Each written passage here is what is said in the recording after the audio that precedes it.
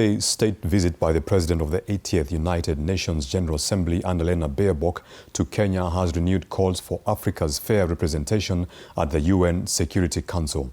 President William Ruto is among African heads of state who have faulted the lack of a permanent seat at the security organ, further demanding the immediate restructuring of the council. Stanley Nyaringita has the details.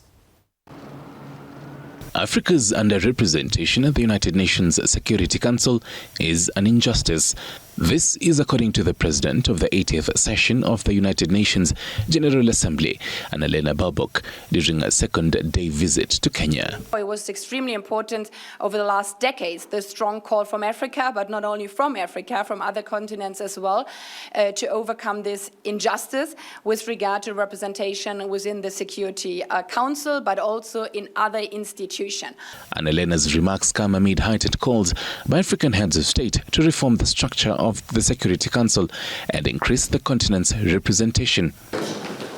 In his visit to Norway, President William Ruto Tuesday highlighted that despite conflicts in Africa, the continent's representation in critical decisions concerning its security and future is minimal.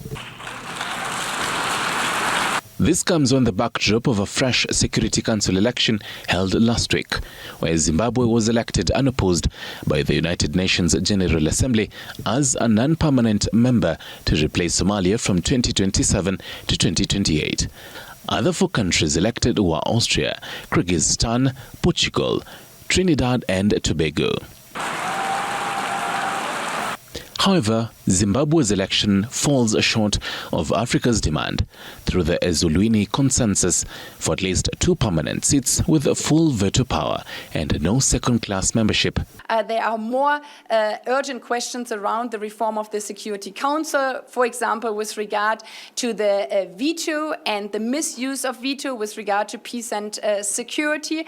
And as these questions are interconnected, it is not so easy to take these reform steps, but the need to see the reform is obviously a strong call also for member states in the Pact for the Future, and this is why also under my presidency in the 80th session we are trying to go a step further in this regard. This even as Kenya has maintained its commitment to global peace contribution. This according to Deputy President Professor Kithure Kindiki, who was referencing the recently concluded UN-backed multinational security support MMS mission to Haiti, led by Kenya. Kenya leverages this experience to strongly advocate for predictable, structured, and mandatory financing mechanisms for global peace missions and urges the international community to adopt equitable burden sharing framework. As Somalia continues to represent Africa in global security decisions till the end of 2026, attention now shifts to the Security Council on whether it will heed to the continent's call for fair representation to directly influence peace and security. Stanley Nyaringita, TV 47.